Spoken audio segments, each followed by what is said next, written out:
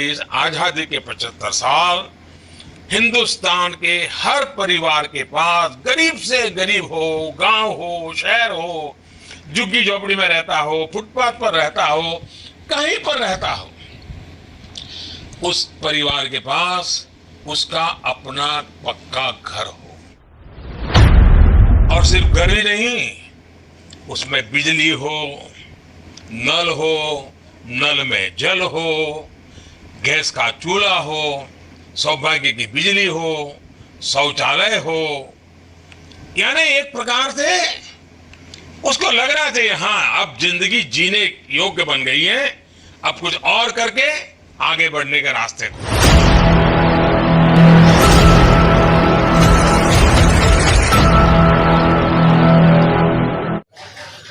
Good governance वो होती है जो सरकारी योजनाओं को धरातल पर पूर्ण तरह उतारे, लेकिन योजनाएं धरातल पर उतरें इसके लिए जो पदाधिकारी हैं वो उसके लिए दायित्व होते हैं। लेकिन वैसे पदाधिकारी को क्या कहें जो योजनाओं को या तो डकार जाते हैं या फिर योजनाओं को पलीता लगाने में लगे हुए होते हैं। नमस्कार, आप देख रहे हैं रिपब्लिक जंक्शन और मैं हूं आपके साथ कृष्ण बल्लभ नारायण।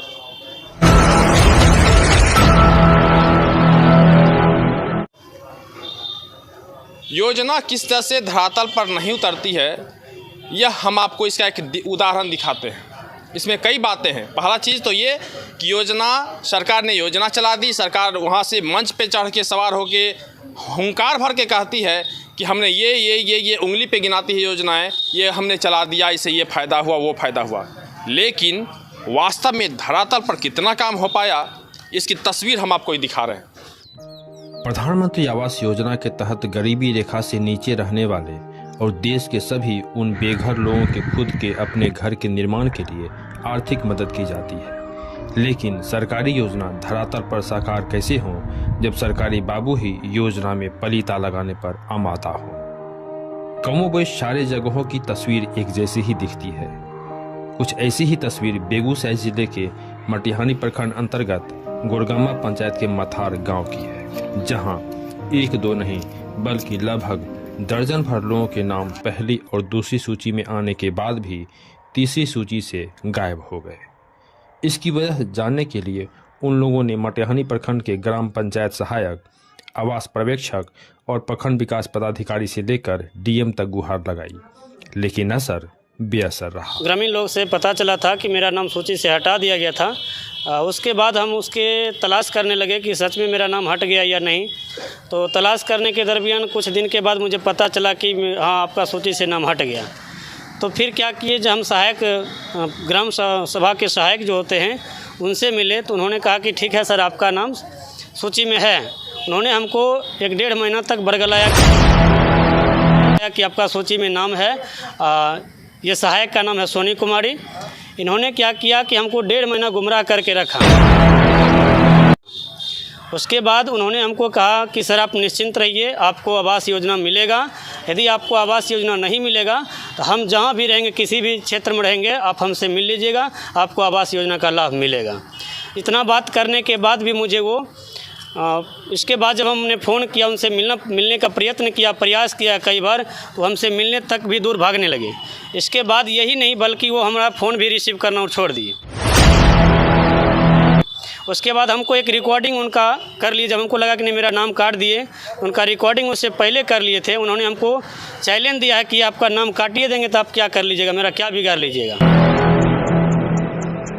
उन्होंने इतना करते हुए भी कहा कि आप मेरा कुछ नहीं बिगाड़ पाइएगा, मेरा ट्रांसफ़र दूसरे जगह हो गया है, आप मेरा कुछ नहीं बिगाड़ सकते हैं, आपका नाम हम सूची से काट भी दिए। आपका हद तो तब हो गई जब पीड़ित लोगों ने सूचना के आधार पर एक बार नहीं बल्कि 2 बार प्रखंड विकास पदाधिकारी से यह सवाल पूछा कि पहली और दूसरी सूची में नाम आने के बाद भी तीसरी सूची से उनका नाम कैसे हट गया।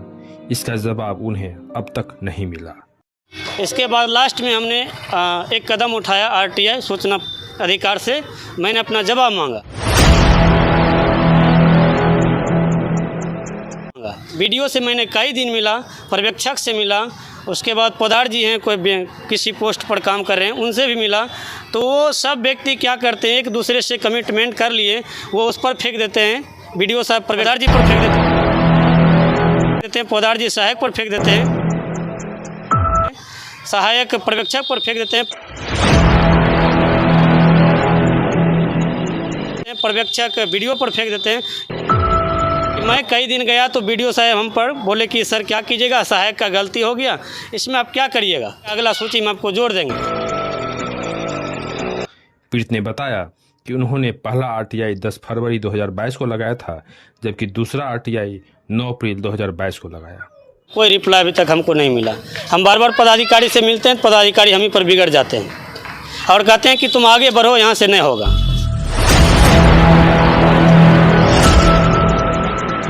10-15 बार गए थे तो वो बोलता है कि वो भी एसडीओ साहब भी यहाँ जाइएगा, वहाँ टहलाते रहता है। आवास नाम आइले रहे, 2 बारी नाम आइले, पहला लिस्ट में 38 में रहे, तो सरकारी लिस्ट में 36 में रहे, तो सरकारी लिस्ट में नाम गायब हो गया।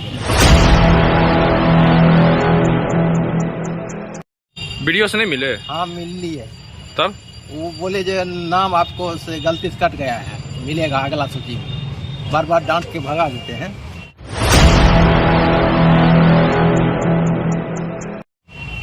कौन? Video sir. घर नहीं मिला है, नाम सूची में आयल था, काट दिया था। शिकायत है कि मेरा सूची में नाम था, उसके बाद कट गया है। बस जी। अब क्या कीजिएगा? क्या कीजिएगा, जाते हैं बोलने के लिए तो वहाँ पे उसके पास भेज देते हैं, उसके पास भेजते हैं। डेली कितना आए हम लोग, थक जाते, आते आते परेशान हो गए हैं। आम पब्लिक पर अफसरों की मनमानी और सूचना के अधिकार को अफसरों ने किस तरह ठेंगे पर ले रखा है, इसका नज़ारा आपने देख लिया। अब आपका यह भी जानना जरूरी है कि प्रधानमंत्री आवास योजना में और कितने झोल हैं। इसको समझने के लिए आपको कुछ और भी तस्वीर देखनी चाहिए। सत्र 2021-22 के 40,000 की पहली किस्त में 10 मार्च 2022 को 39 लोग लाभान्वित हुए हैं, लेकिन जानकारों का कहना है कि अभी इस सूची में कुछ व्यक्ति के पक्के के मकान पूर्व से हैं। उन सूचियों में कई नाम शामिल हैं जिनका जांच होना जरूरी बताया जा रहा है। अजीत कुमार पिता राम विनय पासवान कासिमपुर, इनके 3 कमरे का मकान पहले से है। हीरा देवी पति गांधी प्रसाद गुप्ता गुड़गामा, इनके संबंध में बताया जाता है कि गांधी प्रसाद का 2 कमरे का एक पक्के का मकान पूर्व से है। अनिल पासवान पिता शंकर पासवान कासिमपुर, वार्ड संख्या 10 के पास 4 कमरों का एक पक्के का मकान पहले से है। जानकार तो यह भी बताते हैं कि पूरे गांव में 70 से 80% लोगों के घर पक्के के बने हुए हैं। बावजूद इसके उस लिस्ट में उनका भी नाम शामिल है, लेकिन जो फूस और झोपड़ी में रहने को मजबूर हैं, उनका नाम प्रधानमंत्री आवास योजना के फाइनल सूची से अब भी बाहर है।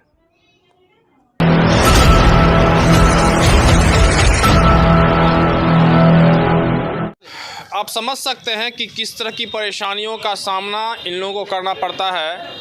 योजनाएं हैं, प्रधानमंत्री आवास योजना है, सरकार का कहना है, जो पदाधिकारी उनका कहना है कि जो भी लोग थे सबको प्रधानमंत्री आवास योजना मिल चुका है, सबका घर बन गया है, लेकिन ज़मीनी हकीकत यही है कि अभी भी कई लोग इससे वंचित हैं और उसको पाने के लिए उन्हें जद्दोजहद करनी पड़ती है, काफ़ी कठिनाइयों का सामना करना पड़ता है। बावजूद इसके सरकारी बाबू एसी में फरमाते रहते हैं और जो आम जनता है वो धूल फाँकने के लिए सड़क पर यूं ही भटकते रहती है। अब इन्हें प्रधानमंत्री आवास योजना कब मिलेगा, या मिलेगा भी या नहीं मिलेगा, फिलहाल यह एक तो यक्षक प्रश्न है। बेगूसराय से रिपब्लिक जंक्शन के लिए मैं कृष्ण वल्लभ नारायण।